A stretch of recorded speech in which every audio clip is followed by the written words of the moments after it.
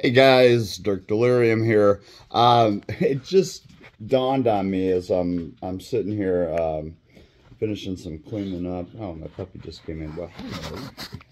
So yeah, there's my puppy.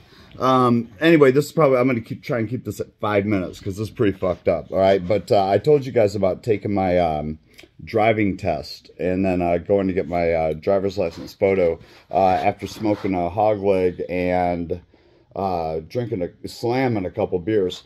I don't even know if it was a couple or a few. That was a few because I had to walk all the way back to town, so that was always like a 3 beer walk. And then I know I had a couple in my room because I was so proud of myself. Anyway, I was such a fucking good driver, right? You know, because I did all that and that I immediately got in my first car accident like 6 months later. I think it was that. Anyway, I was on break from military school. I was not even 18 years old. I'd been making fake IDs. I made my own fake IDs. And it was weird because I made like a whole poster board and then you stood like next to it and I was like your head and you know, the driver's license. And I made them and I hand drew the fucking thing. State of Florida and everything. I sold them for 25 bucks and they worked. They were good. So anyway, I'm buying all alcohol all over the place because I can.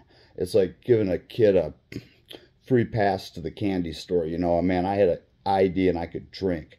And now I had a car.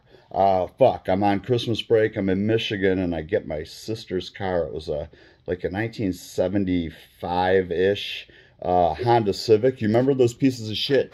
They had like a hatchback and they looked like a old Yugo. You know, they were uglier than sin. And anyway, and it was white, that cream colored white, that blech. So anyway, I'm driving this boxy little motherfucker and I go and I buy a pint of scotch and a 6-pack and I drink it. This is like, I don't know, like a couple days before Christmas. And because it was Christmas break, so I got up there, you know, a couple days early. And I'm over at my sister's boyfriend's house, Jeff B. You know who you are. You would never be watching this shit. You're probably dead. Anyway, I slammed this 6-pack and I drank a pint of scotch. And that really was not unusual for me because, I mean, I was 17. I was a pretty seasoned drinker, right? I'm like, man, I was a pretty seasoned drinker. Right? So I was so seasoned that I got the bright idea that I would go see a chick that I used to go to school with. And she didn't even know I was coming because, God, cell phones didn't even exist back then. So I hop in this Honda Civic.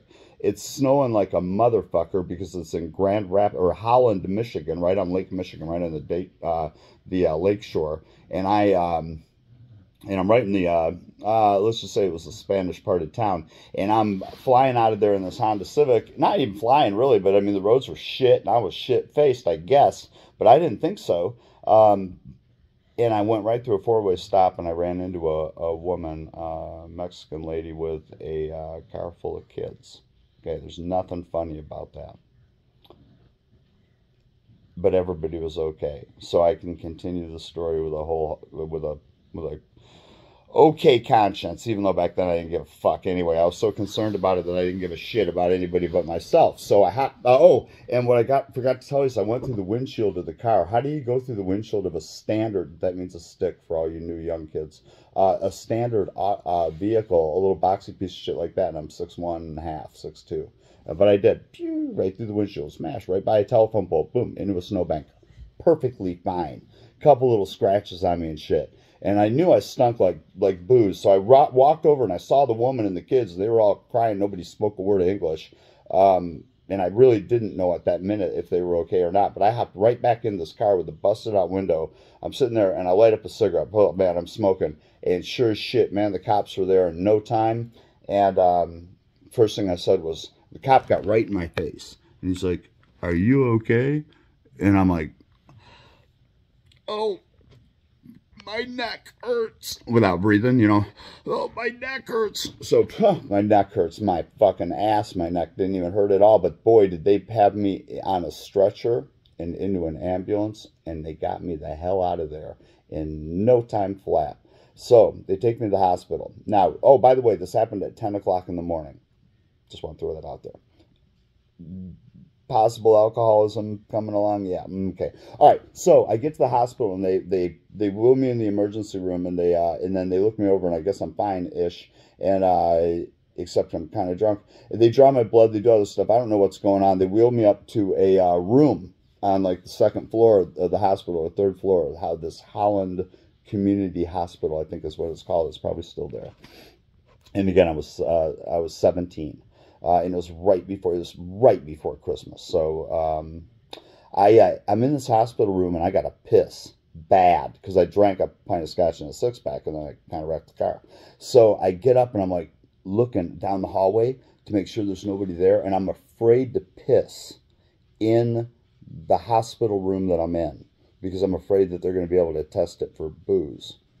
I was 17, okay? I didn't say I was the most intelligent 17-year-old, but I was smart enough to fucking run out of my room and go to another one and piss in their toilet. So, I don't know who was the smart one.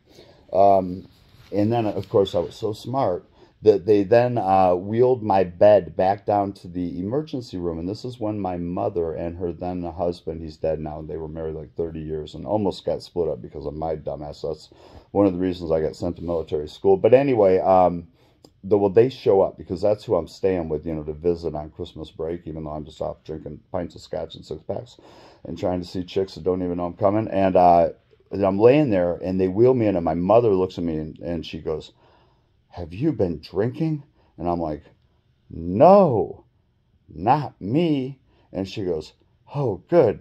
Here, eat this breath mint." Or, no, it was a cough drop. So my mom is stuffing a fucking cough drop in my mouth in the emergency room, and I stink like scotch. Scotch stinks. And my stepdad is just standing there going, "Oh, fuck me."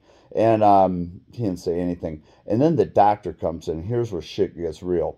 I'm laying on this bed. I'm laying on this, you know, it's not a stretcher, but it's the hospital bed. You know, they wheeled me up to the room. They wheeled me back down to the ER, you know, because my neck hurt, even though it didn't. And I guess they probably figured that out by then because I walked out of that hospital. But not before the doctor told me this.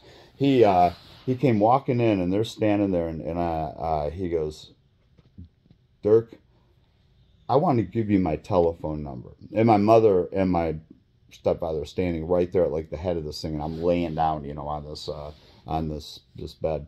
And he says, "I want to give you my telephone number." I'm thinking, wow, I must have impressed the holy shit out of him. And he goes, "Because if you," and he raises his voice, he goes, "because if you ever choose to drive this drunk again with a blood alcohol count of 0.34, blah, blah, blah." It was like 344 or some shit like that. And he says, "I want you to call me so that my wife and my daughter can be notified so that my family and I am not on the road at the same time as you." And I was like, oh, fuck.